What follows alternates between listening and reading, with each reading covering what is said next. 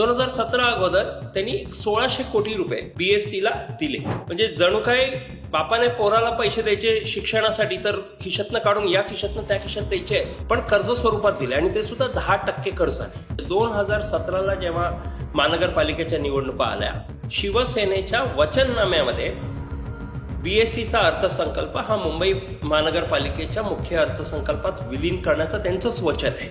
आणि विलिनीकरण जे त्यांचं स्वतःचं होतं, जे ते सांगत होते की मुख्यमंत्री वेगळे आहेत म्हणून होत नाही, स्वतः मुख्यमंत्री असताना त्याच्याबद्दल सुद्धा काढला नाही. तुमच्यावरती भरोसा का म्हणून करावा? तुम्ही जे सांगता ते हमखास करत नाही, हे आमचा अनुभव आहे. जे आजपर्यंत युबीटी शिवसेनेने बोललेलं आहे किंवा उद्धवजींनी शब्द दिलेला आहे, कधीच झालेलं नाही. प्रायव्हेटायझेशन आणलं कोणी? या वडाळा डेपोला आम्ही निदर्शनं करत होतो की पगार आला नाही. त्याच दिवशी बीएसटी कमिटी होती आणि बीएसटी कमिटीमध्ये त्या दिवशी खासगीकरणाचं म्हणजे बसगाड्या आणि कर्मचारी भाड्याने घेण्याचं प्रस्ताव पारित झाला. गेल्या काही वर्षांपूर्वी 2 कंपन्या बंद झाल्या रातोरात कॉन्ट्रॅक्टर्सच्या. काय केलं त्यांनी त्या कॉन्ट्रॅक्टर्सवर? कारण की कॉन्ट्रॅक्टच असं आहे की तुम्ही त्यांच्यावरती काही करू शकत नाही. आणि दुसरं म्हणजे ह्यांनी जे कॉन्ट्रॅक्ट्स दिलेलं आहे, तुम्ही बघाल तर म्हणजे मुंबईकर जनतेचा पैसा कसा लुटायचा तर यांच्याकडनं शिकलं पाहिजे की हा पैसा कोणाच्या बापाचा नाही आहे, हा पैसा मुंबईकर जनतेचा आहे. आणि ज्या वेळेला आम्ही तो कोविडचा भत्ता मागत होतो, यांच्याच महापौर होत्या, ते म्हणाले की नाही, बीएसटीच्या कर्मचाऱ्यांना कसा देणार, त्यांना तो लागूच करता येणार नाही. आणि नंतर कोविडमध्ये आम्ही किती चांगलं काम केलं, बीएसटीने किती फर्स्ट क्लास काम केलं, याचं श्रेय घ्यायला मात्र पहिले जाणार. आणि मग मराठीचा पुलका आणायचा की मराठी कोण आहे मराठी? मी तुम्हाला सांगतो की बीएसटीच्या जमिनी विकण्याचं काम शिवसेनेच्या काळात झालं.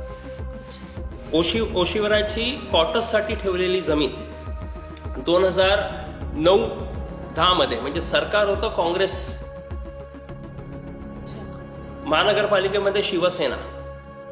आमची युनियन सुप्रीम कोर्ट पर्यंत लढली, पण टेक्निकल इश्यूजमुळे यशस्वी होऊ शकली नाही. तिथे आज जवळपास 1200 घरं झालेली आहेत. त्या जी क्वार्टर्सची जमीन जी आमच्या कामगारांसाठी क्वार्टर्स बांधले गेले पाहिजे होते, पण तुमच्या वचननामा तुम्ही पाळायची शाश्वती काय? सर्वत्र सध्या मुंबईमध्ये मुंबई महानगरपालिकेची रणधुमाळी रंगलेली आहे. महायुतीचा जाहीरनामा अद्याप आलेला नाही, मात्र काँग्रेस उभाठा सेनेचा जाहीरनामा प्रसिद्ध झालेला आहे. यामध्ये सर्वाधिक चर्चा आहे ती म्हणजे खिशाला परवडणाऱ्या बेस्ट प्रवासाची. याच विषयावर बोलण्यासाठी आज आपल्यासोबत आपल्या स्टुडिओमध्ये आहे बेस्ट वर्कर्स युनियनचे शशांक राव. आपण त्यांच्याकडनं या सगळ्याच विषयांवर चर्चा करणार आहोत. नमस्कार, MHA-MTV मध्ये आपलं स्वागत. मी गायत्री श्रीगोंदेकर आणि कॅमेरावर आहेत सुमित घोरपडे आणि सेजल जाधव. सर, MHA-MTV मध्ये तुमचं खूप खूप स्वागत. आपण पाहतो आहोत की काँग्रेसने 9 कलमी कार्यक्रम एक जाहीर केलेला आहे बेस्ट प्रवासाबाबतचा, आणि दुसरीकडे उभाठा सेनेने देखील विविध आश्वासनं दिलेली आहेत. यातला सगळ्यात महत्त्वाचा मुद्दा आहे तो म्हणजे बेस्टचे जे काही दरवाढ झालेली आहे, या संदर्भातल्या या दरवाढीकडे तुम्ही कसं बघता? असं आहे की मला थोडंसं आश्चर्य झालं ज्या वेळेला युबीटीचा जाहीरनामा आला आणि त्यांनी सांगितलं की परवडणारी बीएसटी त्यांना द्यायची आहे. मुळात 2017 नंतर बीएसटीचं एकूण माइंडसेट जे चेंज करण्यात आलं किंवा बीएसटीकडे बघण्याचा जो दृष्टिकोन चेंज करण्यात आला. मुळात मुंबई महानगरपालिकेचा जो 1888चा कायदा आहे तो फार स्पष्ट सांगतो की मुंबई महानगरपालिकेने मुंबईकर जनतेला अल्पदरामध्ये सार्वजनिक वाहतूक सेवा द्यायची आहे आणि ती सेवा मुंबई महानगरपालिका बीएसटी मार्फत देत आलेली आहे. तर आता अत्यावश्यक सेवा आहे, तर मग अत्यावश्यक सेवामध्ये कधीही प्रॉफिट आणि लॉस नसतं. आमचं जे बजेट सुद्धा आहे त्या बजेटमध्ये सुद्धा प्रॉफिट आणि लॉस म्हणजे नफा आणि नुकसान नाही आहे. कॉलम्स जे आहेत ते सरप्लस आणि डेफिसिट आहे, म्हणजे अतिरिक्त किंवा डेफिसिट. तर तूट म्हणजे अतिरिक्त किंवा तूट अशी ती कॉलम्स आहे. पण 2017 नंतर म्हणजे बिफोर दॅट ऑल्सो, म्हणजे त्याच्या आधी काय झालं की बीएसटी स्वतःचं उत्पन्न, कारण की तुम्ही अल्पदरामध्ये जर सेवा देत असाल तर उत्पन्न कसं येणार, म्हणजे प्रॉफिट येणार नाही. तर प्रॉफिट नाही आलं तर मातृसंस्था महानगरपालिका आहे, कायद्यातच तरतूद आहे की जे काही डेफिसिट येईल ते मुंबई महानगरपालिकेने BSTला द्यायचं आहे. मुंबई महानगरपालिका शिवसेनेच्या हातात, BSTची कमिटी शिवसेनेच्या हातात. पण 2017 अगोदर त्यांनी 1600 कोटी रुपये BSTला दिले आणि BSTला देताना त्यांनी ते कर्ज स्वरूपात दिले. म्हणजे हे पहिल्यांदा घडलं. म्हणजे जणू काय बापाने पोराला पैसे द्यायचे शिक्षणासाठी तर खिशातनं काढून या खिशातनं त्या खिशात द्यायचे आहेत, पण कर्ज स्वरूपात दिले आणि ते सुद्धा 10% कर्जाने. आणि त्याच्यासाठी एस्क्रो अकाउंट उघडला गेला आणि दर महिन्याच्या 1 तारखेला जे काही BSTचं उत्पन्न यायचं त्या उत्पन्नातनं पहिलं त्या एस्क्रो अकाउंटमध्ये पैसे जायचे आणि तदनंतर जे पैसे उरले असतील त्याच्यातनं कामगारांचा पगार, इतर खर्च, ह्या सर्व गोष्टी व्हायच्या. तर हा दृष्टिकोन जो सेवाचा दृष्टिकोन आहे ते जर कोणी बदललं असेल तर त्यावेळच्या शिवसेनेने बदललं, उद्धव ठाकरेंच्या लोकांनी बदललं. आणि हे फक्त तेवढ्यापर्यंत थांबले नाहीत. म्हणजे अशी परिस्थिती आलेली होती की जून 2017 20 तारखेला BSTच्या कर्मचाऱ्यांचा पगार आला आणि तो सुद्धा निम्मा.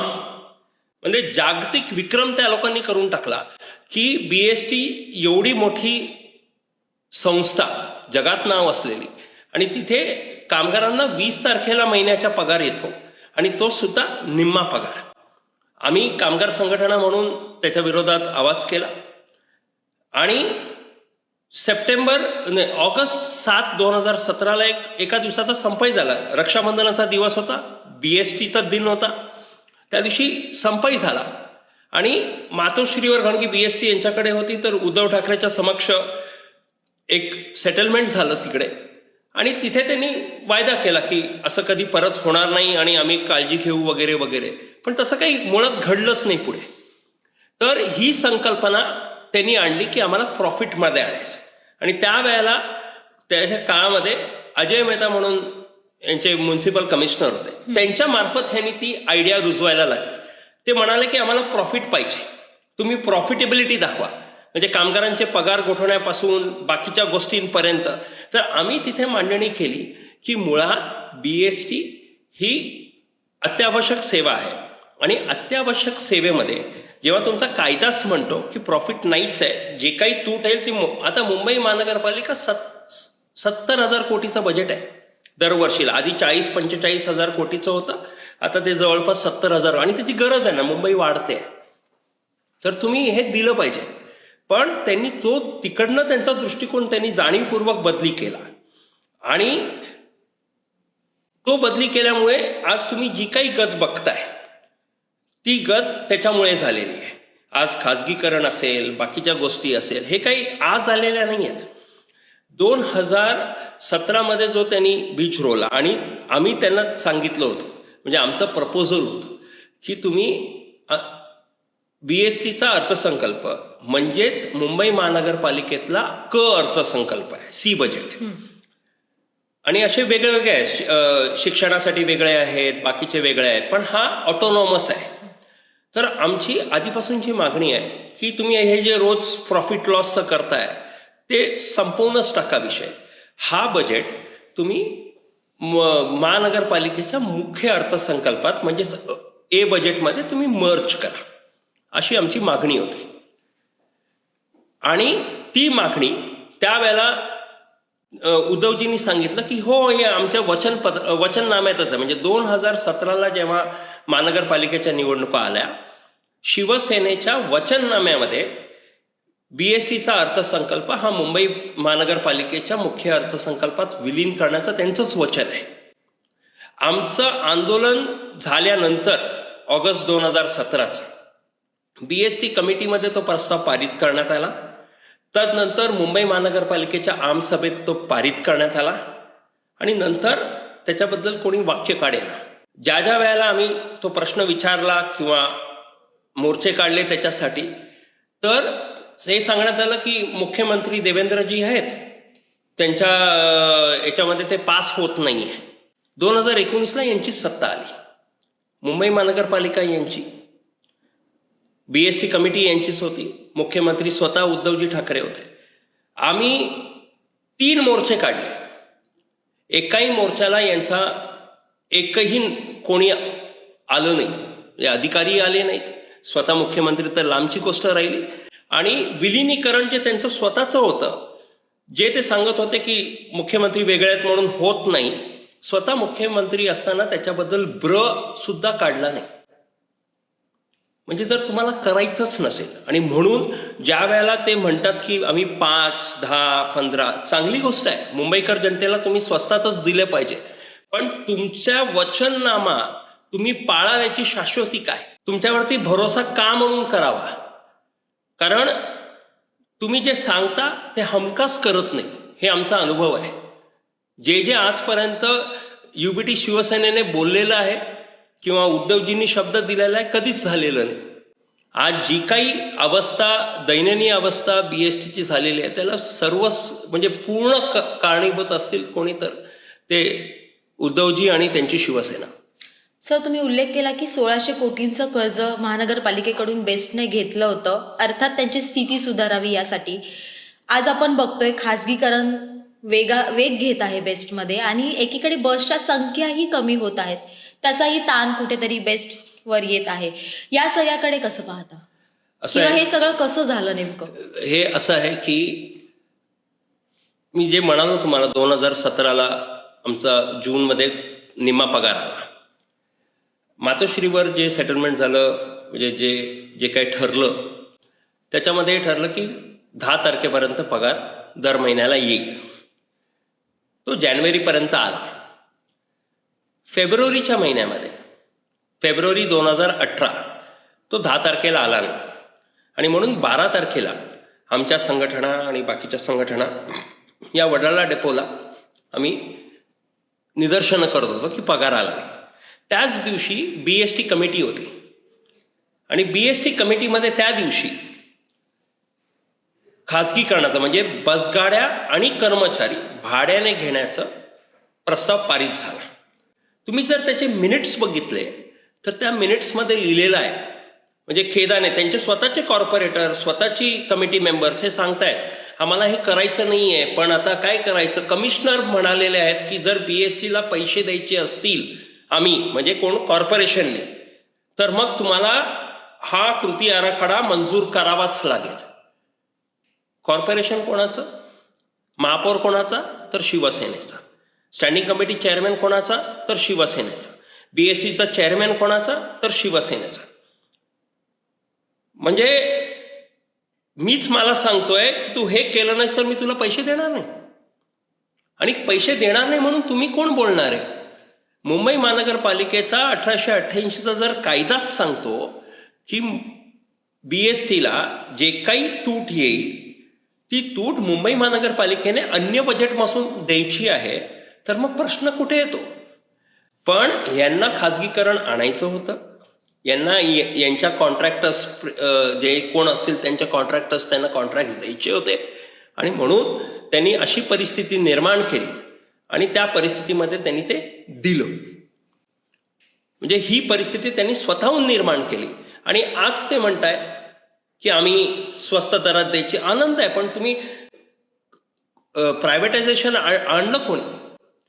जर तुम्हाला सर्वच काही द्यायचं आहे, आणि तो अधिकार आहे मुंबईकर जनतेचा की त्यांना अल्पदरामध्ये ही सेवा मिळाली पाहिजे, वर्षानुवर्ष मिळते की आज मिळत नाही आहे, पण त्याची वाट लावणारी मंडळी हीच आहेत. रीरूट्स जे आहेत की बरेचसे रूट्स बंद झाल्याची एक चर्चा आहे, आणि जाहीरनाम्यात देखील त्यांनी म्हटलं आहे की आम्ही जुने रूट्स पुन्हा सुरू करू.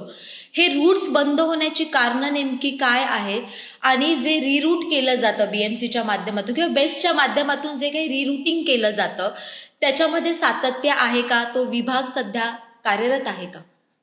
नाही, प्लॅनिंग डिपार्टमेंट नावाला का होईना आहे, पण हे रूट्स का कमी होतात याचं परत मूळ तिथेच आहे की ज्या वेळेला अजय मेहता असताना आणि शिवसेनाकडे BST असताना त्यांनी जो प्रॉफिट आणि लॉसचा जो कॉन्सेप्ट आणला, आणि त्याच्यामुळे म्हणजे लॉस कमी करायचा आहे या एका हेतूने हे सांगत त्यांनी प्रायव्हेट कॉन्ट्रॅक्टर्स आणले.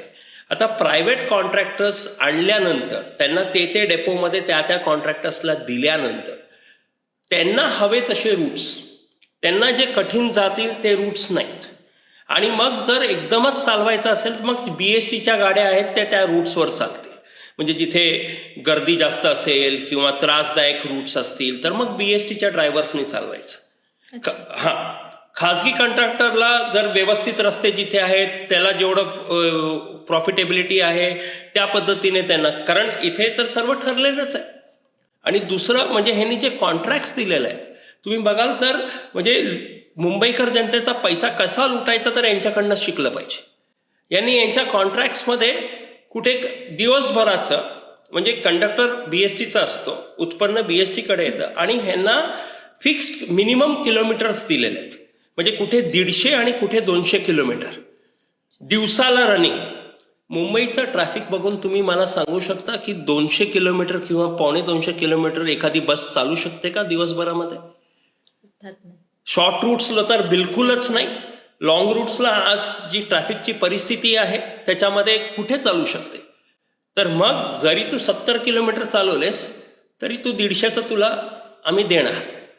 तर जेव्हापासून ह्याने कॉन्ट्रॅक्ट्स दिले तेव्हापासून रूट्सचा प्रॉब्लेम केला गेलेला आहे. सामान्य जनता, आणि पण दुर्दैवाने सामान्य जनतेला हे सर्व कळत नाही कारण की हे कधी समोर येतच नाही. म्हणजे सामान्य जनतेला फक्त दरवाढ लक्षात येते किंवा दरवाढीचाच फटका बसतो, पण मात्र त्याच्या मागे एवढ्या सगळ्या घडामोडी. हो, आणि दरवाढ सुद्धा केलेली कोणी आहे? आज तुम्ही जी काही आज हे मिरवतात कोविडमध्ये या मुंबईला चालू कोणी ठेवलं तर BSTने मुंबईला खऱ्या अर्थाने जगवण्याचं काम केलं. ट्रेन्स बंद होत्या, बाकी सर्व बंद होतं. या जर BST नसती, अच्छा BST मधले कॉन्ट्रॅक्ट्सच्या गाड्या चालल्या का? तर उत्तर आहे नाही.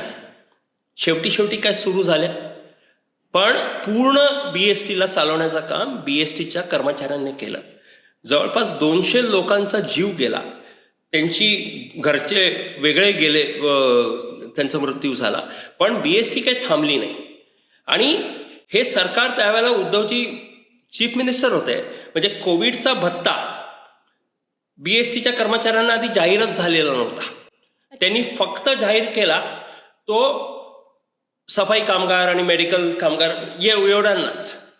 आमच्या संघटनेने आमच्यावरती फार टीका सुद्धा झाली कारण आम्ही कोविडमध्ये आंदोलनाची घोषणा केली. कारण आम्ही सांगितलं की आम्ही काम करणार आणि आम्हाला कोविडचा भत्ता नाही, कोविडच्या ज्या काही बेनिफिट्स आहेत, कारण की जर माझा मृत्यू झाला तर माझ्यानंतर माझ्या वारसाला नोकरी मिळायला पाहिजे, हे सर्व त्याच्यात होतं. तर ते मला अधिकार पाहिजे कारण की मी सेवा देतोय. आमचं आंदोलन आम्ही पुकारल्यानंतर तिकडे सुद्धा जर कोणी आम्हाला त्यावेळेला सुद्धा साथ दिली तर देवेंद्रजींनी दिली. ते ऑपोजिशन लीडर होते, लीडर ऑफ ऑपोजिशन होते. मी त्या कोविडच्या याच्यामध्ये आंदोलन पुकारून देवेंद्रजींकडे गेलो आणि त्यांनी तो मुद्दा घेतला आणि 3 ते 4 दिवसानंतर आम्हाला तो कोविडचा भत्ता लागू करण्यात आला. म्हणजे कोविडचं जे काही बेनिफिट्स आहेत ते BSTच्या कर्मचाऱ्यांना लागू करण्यात आले. पण अद्यापी त्याचा शेवटचा हप्ता बाकी आहे. एवढी वर्ष होऊन त्यांच्या काळामध्ये दिला गेला नाही. आणि ज्या वेळेला आम्ही तो कोविडचा भत्ता मागत होतो यांच्याच महापौर होत्या, ते म्हणाले की नाही BSTच्या कर्मचाऱ्यांना कसा देणार, त्यांना तो लागूच करता येणार नाही. आणि नंतर कोविडमध्ये आम्ही किती चांगलं काम केलं, BSTने किती फर्स्ट क्लास काम केलं याचं श्रेय घ्यायला मात्र पहिले जाणार. पण त्या BSTच्या कर्मचाऱ्यांना ती BST जिनी सेवा दिली त्याला जगवण्याचं काम हे करू शकत नाहीत. आणि रूट्स असतील, आता हे जर तुम्हाला जर मुळात जर ज्या वेळेला तुम्ही सेवाभाव हे समजणार नाही आहात, तुम्ही प्रॉफिट आणि लॉसचं गणित जर आणणार असाल, तुम्ही जर प्रायव्हेट, तुम्हाला यांचं काय गणित आहे की परमनंट कामगारांना पगार किती आहे, तर एका याच्यात आज कॉन्ट्रॅक्टमध्ये कोण आहे तो मराठीच पोरं आहेत ना, काय पगार आहे 16,000 17,000 सांगताना 22,000 23,000 सांगतात, 16,000 17,000 कसं कुटुंब चालणार आहे, कसं चालणार आहे. आणि मग मराठीचा बुलका आणायचा की मराठी कोण आहे मराठी. ज्या वेळेला 2019 2000 म्हणजे ह्यांनीच रोजंदारीवर लावलेले कामगार होते त्यांना परमनंट केलं आधी रावसाहेबांनी, मग त्यांचे पगार वाढवण्याचा प्रश्न होता. 9 दिवसाचा संप झाला होता BSTचा. यांचे नेते सांगत फिरले होते की तुमचा मिल कामगार होईल म्हणून. त्यावेळेला सुद्धा जी काही म्हणजे हे सरकारमध्ये होते त्यांचं काइंड ऑफ ब्लॅकमेल केलं असेल काय असेल तरी त्यावेळेला सुद्धा आम्हाला आशिषजी असतील देवेंद्रजी असतील ह्यांनी मदत केली आणि त्यांना न्याय मिळवून देण्याचं काम आम्ही केलं. तर ज्यांची वृत्तीच नाहीये काय द्यायची तर त्यांच्या आश्वासनावर मी किती विश्वास ठेवावा हा मी आधीच सांगितलं. तो प्रश्न माझ्या समोर आहेच. सर, आज मेट्रोची कामं जोरात चालू आहेत, अतिशय वेगवान पद्धतीने सुरू आहेत. मात्र या मेट्रो सेवांचा परिणाम भविष्यामध्ये बेस्ट परिवहनवर होईल का? असं आहे की मुंबई वाढते, आपण बघत आहोत. म्हणजे आधी एक वेस्टर्न एक्सप्रेस हायवे होता, ईस्टर्न होता, SV रोड आणि LBS मार्ग, हे असे 4 मेन रोड्स आधीच्या काळात होते. त्याच्यानंतर लिंक रोड या बाजूला आला, न्यू लिंक रोड आलं, असं करत करत करत पण कुठेही तुम्हाला ट्रॅफिक कमी होताना दिसलं का? तर नाही. कारण मुंबई ज्या पद्धतीने वाढते, आर्थिक राजधानी आहे आणि आर्थिक राजधानी असल्यामुळे वेगळ्या पद्धतीने, आणि आज आपण फक्त मुंबईची चर्चा करत नाही तर आपण MMR बद्दल बोलतो. तर एवढ्या आणि तुम्हाला इन्फ्लक्स आहे, म्हणजे एक तुमचं राहतं पॉप्युलेशन, दुसरं म्हणजे डेली येणारं जे तुम्ही जे काही सांगाल ट्रान्झिट पॉप्युलेशन म्हणा त्याला, तर हे फार मोठ्या प्रमाणात आहे. तर तुम्हाला हे केटर करायला या सर्व्हिसेस तुम्हाला वाढवतच राहावं लागणार आहे. तुम्ही जिथे म्हणजे आज तुम्ही ऑटो रिक्षाची गोष्ट कराल तर 97 पर्यंत फक्त 23,000 ऑटो रिक्षा होत्या. त्यानंतर परमिट्स वाढवले गेले, 1,04,000 ऑटो रिक्षा झाल्या. आम्ही डिमांड करत गेलो की तुम्ही आम्हाला अजून, कारण की तोपर्यंत ॲग्रिगेटर्स आले होते, कंपन्या जे ओला उबर सारख्या अनेक कंपन्या. तर लोकांना वाटलं होतं की आता रिक्षाचा धंदा होणार नाही, रिक्षा वाढवण्याची गरज नाही. पण आमचं म्हणणं होतं, आमच्या संघटनेने मागणी केली होती की नाही, परत परमिट तुम्ही ओपन करा, कारण तेवढा डिमांड आहे, लोकांना सेवा पाहिजेत. आज फक्त मुंबईच्या पूर्व आणि पश्चिम उपनगरामध्ये 2.5 लाख रिक्षा आहेत. तर उत्पन्न नाही आहे का? उत्पन्न आहे.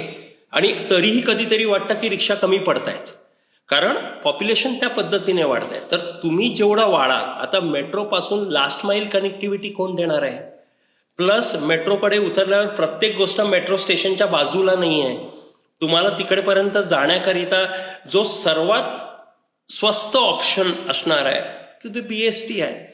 प्लस जे आपण लहानपणापासून आजपर्यंत, म्हणजे जसे गावाकडे ST आहे तसे मुंबईमध्ये BST आहे.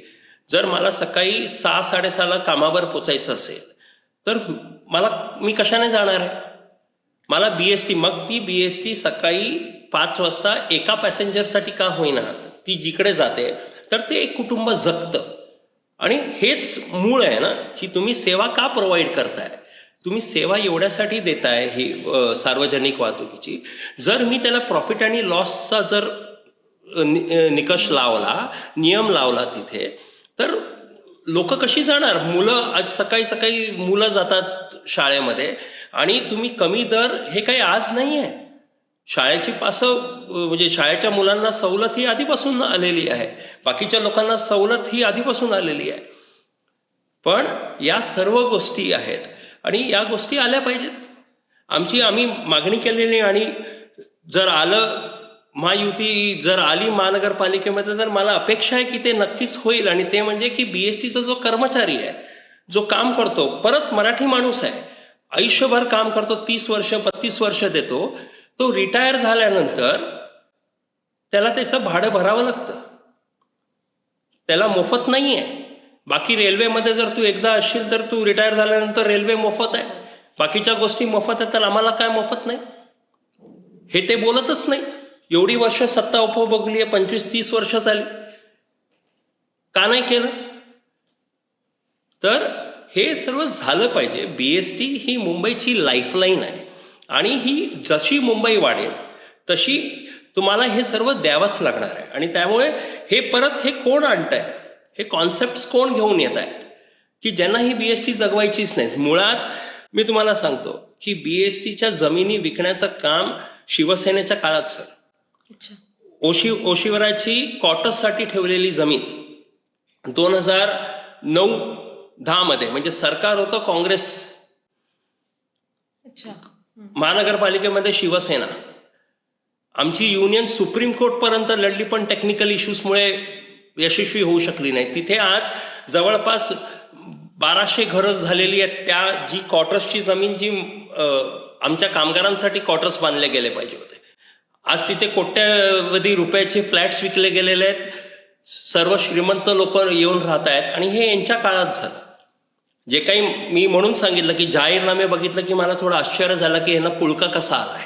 मग ते काँग्रेस का असेना आणि युबीटी का असेना, कारण यांच्याकडे ज्या ज्या वेळेला सत्ता आलेल्या आहे त्यावेळेला लोकांच्या प्रॉपर्टीज, कारण की लोकांची जमीन आहे ना, मुंबईकर जनतेची जमिनी आहेत. तुम्हाला कोण हक देतं हे करायचं? उद्या जर या जमिनी विकल्या गेल्या, तुम्ही ट्रान्सपोर्टेशन कसं देणार आहात? तुमच्या बसेस कुठे उभे राहणार आहात? तुम्ही त्याचा विचारच केलेला नाही. तुम्हाला फक्त तुमचा फायदा जिथे पाहिजे तिथे तुम्ही करणार आहात. आम्ही लढलो त्यावेळेला, म्हणून म्हणजे आम्ही लढलो आणि त्याच्यामुळे म्हणजे ओशिवराच्या जमिनीनंतर सांताक्रूज डेपो विकायला निघाले होते, तो वाचला. जर लढलोच नसतो तर यांनी एकामागे एक विकायला सुरुवात केली असती.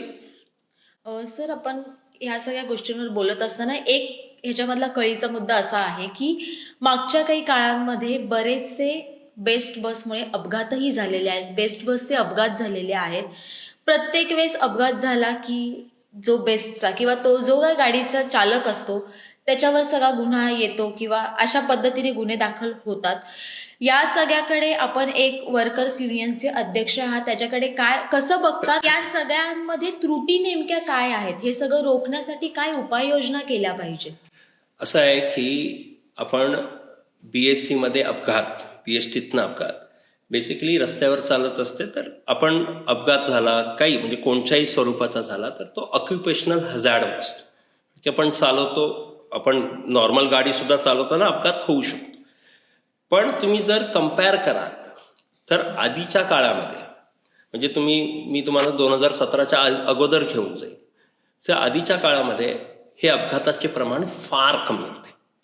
म्हणजे BST ज्या ठिकाणांवर चालते आज नाही, तुम्ही ज्या क्राऊडेड प्लेसेसमध्ये BST आज चालते, क्रॉफर्ड मार्केट असेल, बाकीच्या गोष्टी असतील, मालवणीसारखी जागा वेस्टर्न सबबमध्ये असेल, शिवाजीनगर ईस्टर्न सबबमध्ये असेल, बसेसही मोठ्या होत्या, मोठ्या बसेस, एवढा क्राऊड आणि एवढ्या याच्यात चालणं, मग तर BST तर त्यावेळेला एक बरोबर सिस्टम होती जी आजही पुस्तकावर आहे, कारण आज आमच्या गाड्याच शिल्लक राहिलेल्या नाही आहेत. तर त्याला व्यवस्थित ट्रेनिंग होती. ती ट्रेनिंगचा कालावधी होता की बाबा एवढे महिने, 3 महिने, 6 महिने हे कालावधी होता त्याला. आज काय झालेलं आहे, कॉन्ट्रॅक्टच्या बसेस आलेल्या आहेत. अच्छा, येताना बसेस एकदम जे काही सर्व काही अत्याधुनिक बसेस आहेत, पण कॉन्ट्रॅक्टर्सला काय तुम्ही नियम दिलेले आहेत का? तर तुम्ही कॉन्ट्रॅक्टर्सवर काहीच, तुम्ही त्यांचा कॉन्ट्रॅक्ट जर बघाल तर कॉन्ट्रॅक्टर्सला नुसती मुभा दिलेली आहे. आता गेल्या काही वर्षांपूर्वी 2 कंपन्या बंद झाल्या रातोरात कॉन्ट्रॅक्टर्सच्या. वडाळा आणि 2-4 डेपो ऑपरेट करत होती, एक MP ग्रुप म्हणून आणि एक अजून एक, रातोरात बंद झाल्या. प्रवासी थांबलेत, प्रवासी म्हणजे 300-400 बसेस ज्यांच्याकडे ते चालत होते, रातोरात बंद, काही पत्ता नाही. काय केलं त्यांनी त्या कॉन्ट्रॅक्टर्सवर? कारण की कॉन्ट्रॅक्टच असं आहे की तुम्ही त्यांच्यावरती काही करूच शकत नाही. यांनी कॉन्ट्रॅक्टर्स देताना अशा काही गोष्टी केल्या की ते काही करूच शकत नाही. आणि म्हणजे अशा पद्धतीने, आणि म्हणून जे ट्रेनिंग प्रोग्राम पाहिजे होता, तुम्हाला आश्चर्य होईल, आणि त्याचा फटका कोणाला पडतो तर मुंबईकर जनतेला पडतो. नाव कोणाचं खराब होतं तर BSTचं खराब होतं, कारण त्या गाड्या जरी कॉन्ट्रॅक्टर चालवत असेल त्याच्यावरती नाव मात्र BSTचं आहे. आता काही काळापूर्वी कुर्ल्याला जी एक घटना झाली होती याची, अक्षरशः काय ट्रेनिंग, 1.5 दिवस सुद्धा, ते सुद्धा ट्रेनिंग काय, तर गाडीत बसा, आतमध्ये एक चक्कर मारा आणि ती गाडी घेऊन जावर. आपण साधं ड्रायव्हिंग शिकायला जातो तिथे महिनाभर शिकतो गाडीसाठी, आणि त्याच्यानंतर सुद्धा सांगतो की बाबा कोणीतरी असेल बरोबर तर गाड्या फिरवा, आणि तुम्ही 1.5 दिवसामध्ये लोकांना गाड्या देता. याची मी सांगतो की मी तर सांगितलं होतं की याची पूर्ण जबाबदारी शिवसेनेची आहे, युबीटीची आहे. कारण की तुम्ही कॉन्ट्रॅक्ट्स अशा पद्धतीने दिले आहेत. त्यावेळच्या कॉन्ट्रॅक्ट्स येत आहेत असून मधल्या काळामध्ये धारावी डेपोची गाडी होती, 3 इन्सिडेंट झाल्या, गाड्यांना आग लागलेली आहे. एकामध्ये आमचे, कारण की कॉन्ट्रॅक्टचे सुद्धा आमचे मेंबर आहेत, ते सुदैव आहे म्हणजे त्यांनी लगेच ड्रायव्हरने आमच्या पाहिलं की धूर येतोय समोरनं, त्यांनी पटकन लोकांना खाली उतरवायला लावलं आणि गाडींनी पेट घेतला. त्या कंडक्टरचा हात जळला. तो आमच्याच कर्मचाऱ्याचा मुलगा आहे जो कॉन्ट्रॅक्टमध्ये काम करतो. याची जबाबदारी कोण घेणार? म्हणजे मी म्हणेन की अशा पद्धतीने जर लोकांची जीव जात असेल तर त्याला खून मानून ज्यांनी कॉन्ट्रॅक्ट्स दिलेले आहेत त्यांना आत टाकलं पाहिजे. तुम्ही जबाबदार आहात या गोष्टींना, तुम्ही केलेलं आहे आणि तुम्ही आज पुळका आला म्हणून समोर येत आहे काहीही. आणि ते इन्सिडेंट झाल्यानंतर आता त्यांनी काय आठवडाभराची की 15 दिवसाची ट्रेनिंग सुरू केलेली आहे. म्हणजे आमचं पूर्ण ट्रेनिंग इन्स्टिट्यूट आहे दिंडोशीला, प्रॉपर ट्रेनिंग आहे, पण कॉन्ट्रॅक्ट येत आहेत ना, यांच्यासाठी कॉन्ट्रॅक्टर देव आहे. बाकी लोकांचं काहीच घेणं देणं नाही आहे. हे शिवसेनेचं, युबीटी शिवसेनेचं, उद्धवजींचं आणि आदित्य ठाकरेंचं हे काम आहे. सर, एकीकडे जाहीरनामा जर आम्ही हे बघितले तर त्याच्यात असं दिसतंय की युबीटीच्या जाहीरनाम्यात असं म्हटलेलं आहे की आम्ही जवळपास 10,900 बस म्हणजे 10,000 EV आणि 900 डबल डेकर बस ताफ्यामध्ये आणू आणि काँग्रेसच्या ह्याच्यामध्ये पण जवळपास 3,500पर्यंत EV बसेस आणण्याचं एक त्यांनी आश्वासन दिलेलं आहे. हे आश्वासन एकीकडे दिलं जातं आहे, तर दुसरीकडे मध्यंतरी आपण काही फोटो बघितले असतील की ज्या मिनी बसेस ताफ्यामध्ये आल्या होत्या त्या आता डेपोमध्ये अक्षरशः त्याच्यावर झाडी आणि वेलीने त्या पूर्ण व्यापलेल्या आहेत. वेस्ट ऑफ मनी नाही आहे का हे? हे फक्त वेस्ट ऑफ मनी नाही आहे, क्रिमिनल वेस्ट आहे याच्यावरती. कारण की हा पैसा कोणाच्या बापाचा नाही आहे, हा पैसा मुंबईकर जनतेचा आहे आणि याचा वापर मुंबईकर जनतेला चांगली सेवा देण्यासाठी केली गेली पाहिजे. मी जे बोललो, ज्या कंपन्या पळून गेल्या त्या कंपन्यांच्या गाड्या आहेत त्या मिनी बसेस, त्या मिनी बसेस ज्या कंपन्या बंद झाल्या यांनी कॉन्ट्रॅक्ट, कारण की यांचे कॉन्ट्रॅक्ट असे गुन्हे दाखल करता येत नाहीत, असे कॉन्ट्रॅक्ट बनवून ठेवलेत यांनी. म्हणजे कोट्यवधी रुपये जनतेचा नुसतं स्वतःच्या स्वार्थासाठी वापरायचा, हे त्यांचं काम आहे. दुसरं की हे जे गाड्यांबद्दल बोलतायत, आज मी तुम्हाला म्हणालो की ज्या वेळेला ते कॉन्ट्रॅक्ट्स आले आम्ही कोर्टात गेलो आणि कोर्टात गेल्यानंतर, कारण की यांनी कॉन्ट्रॅक्ट्स दिलेले होते, तर आमचा प्रश्न होता BST काय होणार? तुम्ही कॉन्ट्रॅक्ट दिलं, कॉन्ट्रॅक्टर उद्या पळाला तर जनतेला सेवा कशी मिळणार? तर 11 जून 2019ला एक MOU केला गेला बेस्ट वर्कर्स युनियन आणि BST मध्ये, आणि ज्याला त्यावेळचे कमिशनर महानगरपालिकेचे प्रवीण परदेशी यांनी त्यांना त्या MOUला मान्यता दिली. त्याच्यामध्ये हे ठरलं की BST स्वमालकीच्या 3,337 बसगाड्यांचा ताफा कायमस्वरूपी राखेल, स्वतःचा. कारण की जनतेला सेवा, तुम्ही एवढी मोठी संस्था आहात तर तुम्हाला स्वमालकीच्या गाड्या हव्या आहेत, तर तेवढ्या जेवढ्या गाड्या पाहिजे त्यावेळेला होत्या ते आम्ही राखणार. गाड्या ज्या स्क्रॅप होतील वयोमर्यादेच्या अनुषंगाने, त्या नवीन गाड्या विकत घेण्याकरिता मुंबई महानगरपालिका BSTला पैसे देईल, हेही त्याच्यात लिहून, कारण की हे रडतच असतात ना आमच्याकडे पैसे नाहीत, तेही लिहून घेतलं आम्ही की मुंबई महानगरपालिका पैसे देईल. आणि 3,337चा स्वमालकीचा बस ताफा राखल्यानंतर जर तुम्हाला अधिक गाड्या लागल्या मुंबईच्या जनतेला, जसं आता मी म्हणालो लागणारच आहेत गाड्या, मुंबई वाढते, तर मग तुम्ही कॉन्ट्रॅक्टने गाड्या आणायच्या. जून 2019ला आमचा हा MOU. नोव्हेंबर महिन्यामध्ये सरकार बदललं, उद्धवजींचं सरकार आलं, 2.5 वर्ष सरकार होतं. त्यावेळेला BST कमिटी त्यांची, महानगरपालिका त्यांची, स्वतः मुख्यमंत्री, गाड्या कमी होत गेल्या. एक साधी नवीन बस गाडी आणली नाही. फक्त आणली नाही तर तो राहिला विषय, BST कमिटी यांची, कमिटीचे मेंबर, अध्यक्ष यांचे एक साधं मुंबई महानगरपालिकेला पत्र देखील लिहिलं नाही की हा MOU आहे आणि या MOUच्या अनुषंगाने आता गाड्या कमी झालेल्या आहेत, आम्हाला नवीन गाड्या विकत घेण्यासाठी पैसे द्या, एवढं तरी लिहू शकले असते. एक साधं पत्र लिहिलं नाही. का? कारण जर स्वमालकीच्या गाड्या आल्या तर यांना कॉन्ट्रॅक्ट देता येणार नाही, मलिदा खाता येणार नाही, म्हणून नाही दिले. आणि आज देत आहेत. आनंद आहे की किमान निवडणुका आल्या म्हणून तरी लक्षात आलं की मुंबईकर जनतेला बीएसटीची गरज आहे. सर, या मुलाखतीच्या शेवटी जात असताना जे कोणी महानगरपालिकेत आता सत्तेत येतील त्यांच्याकडनं तुमच्या काय अपेक्षा असतील? असं आहे की ही बीएसटी मुंबईकरांची लाईफलाईन आहे आणि या बीएसटीतला कामगार हा मराठी कामगार आहे. म्हणजे मी नेहमी अभिमानाने सांगतो की माझे आजोबा हे बीएसटीत कंडक्टर म्हणून लागले आणि स्टार्टर म्हणून रिटायर झाले. माझ्या बाबांनी म्हणजे रावसाहेबांनी बीएसटी कामगारांचं नेतृत्व केलं. आज ते मला सौभाग्य की मी आज त्यांचं नेतृत्व करतोय.